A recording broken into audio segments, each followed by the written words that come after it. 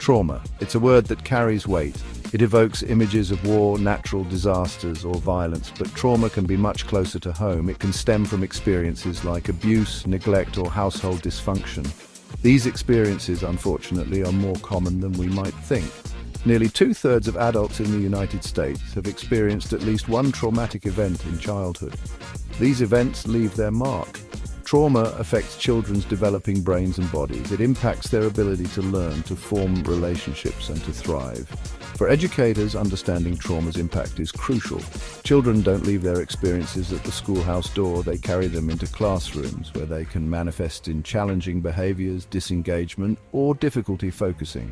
Traditional disciplinary approaches often fall short in these situations. They fail to address the root cause of the behavior, the trauma that lies beneath the surface. Trauma-informed education offers a new way forward. It calls for a shift in perspective from what's wrong with this child to what has happened to this child. This shift is essential for creating learning environments where all students feel safe, supported, and empowered to heal and grow.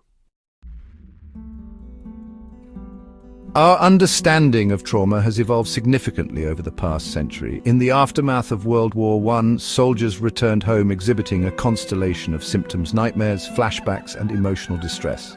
Initially dismissed as shell shock, this condition eventually gained recognition as combat fatigue, and later post-traumatic stress disorder, or PTSD. This recognition marked a turning point. It acknowledged the profound and lasting impact of traumatic experiences on mental and emotional well-being. However, for many years the focus remained primarily on individual pathology rather than the broader social and systemic factors contributing to trauma.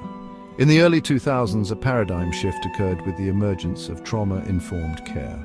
Pioneered by Doctors Fallett and Harris, this approach emphasizes safety, trustworthiness, choice, collaboration, and empowerment. Trauma-informed care recognizes that trauma is not simply an individual experience, but often a product of systemic inequities, oppression, and intergenerational trauma. This approach moves beyond simply treating symptoms to addressing the root causes of trauma and creating environments that foster healing and resilience. The Substance Abuse and Mental Health Services Administration, or SAMHSA, has identified 4 key principles, often referred to as the 4 Rs, that guide trauma-informed practice: realization, recognition, response, and resist re-traumatization. Realization involves acknowledging the widespread impact of trauma and understanding its potential consequences for individuals and communities. It requires educators to educate themselves about trauma and its manifestations in the classroom. Recognition emphasizes the importance of identifying the signs and symptoms of trauma in students. Educators need to be attuned to changes in behavior, academic performance, and social-emotional well-being that may indicate a need for support. Response involves creating safe, supportive, and predictable learning environments that minimize triggers and promote a sense of security. It also means responding to students' needs with empathy, compassion, and a focus on building resilience. Resist re-traumatization highlights the importance of avoiding practices that may re-traumatize students, such as harsh discipline, public shaming, or re-traumatizing power dynamics. Trauma-informed educators strive to create environments that are empowering, respectful, and culturally responsive. Section 4. Experiential learning, bringing trauma-informed pedagogy to life. Professors Lewinsky and McLaurin, pioneers in the field of trauma-informed education, have developed innovative approaches to training pre-service teachers.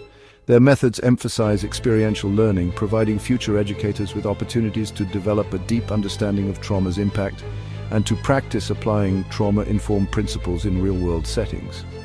One powerful activity they utilize is the education timeline presentation. Students create timelines of their educational journeys, reflecting on pivotal moments, both positive and negative, that have shaped their experiences as learners.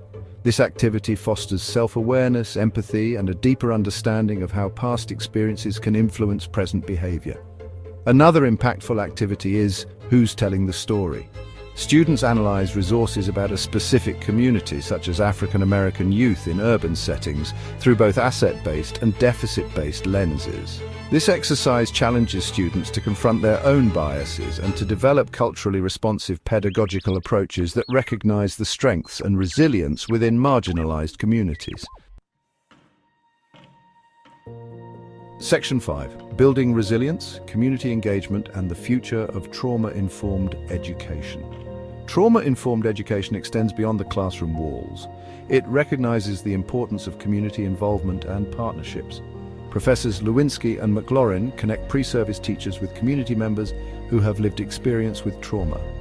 They invited Andre, a hip-hop artist, to share his story with students. Andre spoke about his experiences with poverty, violence, and the criminal justice system. He shared how music became his outlet for healing and expression. His visit left a lasting impact, fostering empathy and inspiring advocacy for social justice. Trauma-informed teaching is an ongoing journey. It requires reflection, professional development, and a commitment to equitable learning environments. Embrace trauma-informed practices as essential components of effective education. Empower all students to heal, learn, and thrive. And